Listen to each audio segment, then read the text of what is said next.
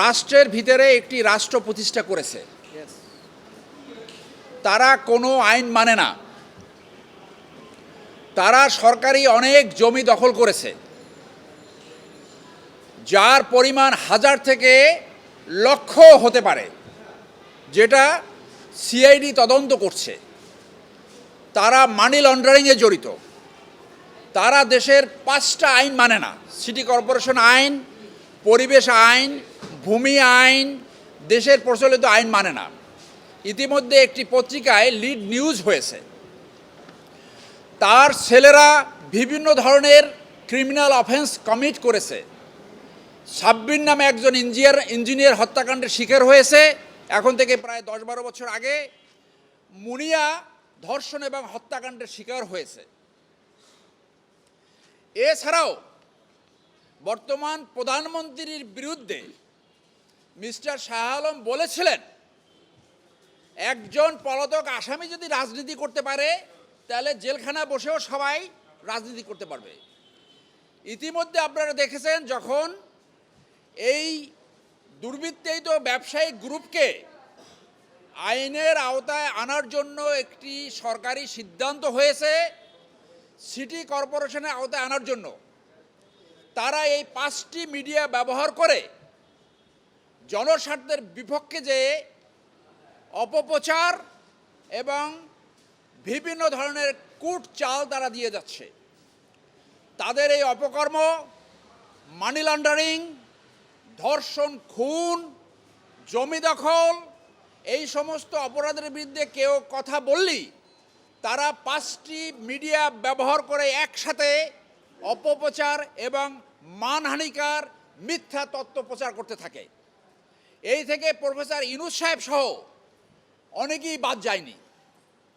আমি মুনিয়ার বোনের লয়ার, সেই জন্যে, শুধুমাত্র সেই জন্য আমার বিরুদ্ধে গত 10 বছর ধরে অনবরত মিথ্যা অপপ্রচার এবং মানহানিকার নিউজ প্রকাশ করে যাচ্ছে।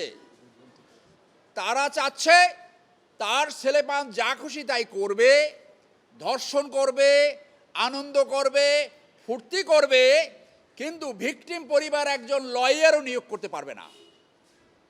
এই সমস্ত সিচুয়েশনে আমরা মনে করি এই মিডিয়া হাউজের সাংবাদিক ভাইরা তারা বাধ্য হয়ে এই অনৈতিক অপপ্রচার চালাচ্ছে, তাদেরকে আমি দোষ দেই না।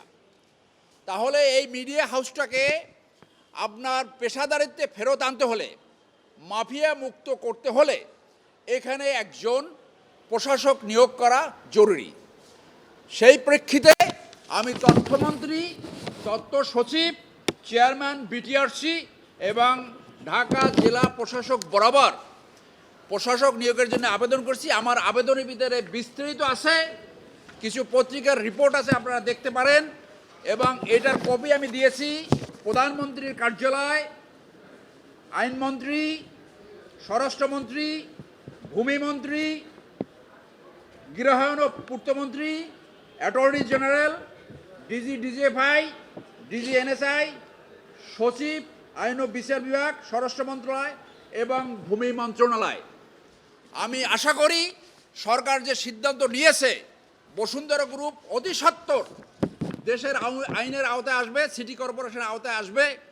এবং যাদের প্রতি আমি আবেদন করেছি, বিশেষ করে তথ্য মন্ত্রণালয়, বিটিআরসি, তারা অতি সত্বর একজন প্রশাসক নিয়োগ করে এই 5টি মিডিয়াকে পেশাদারিত্বে ফেরত এনে জনস্বার্থে এবং দেশের স্বার্থে তারা এই সংবাদ পরিবেশন করবে।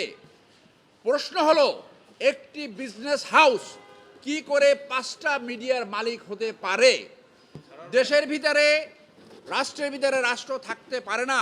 আপনি জানেন এমনও ভিকটিম রয়েছে যারা 20 বছর আগে জমির টাকা দিয়েছে, কিন্তু এখন পর্যন্ত তাদেরকে জমি দেয়নি। একটা জমি 5 বার বিক্রি করে, একখানে প্রথম বিক্রি করে দাম বললে সেইটা সরিয়ে আরেক জায়গায় দেয়। কোনো রকম আইনি প্রোটেকশন যারা ভিকটিম তারা পাচ্ছে না।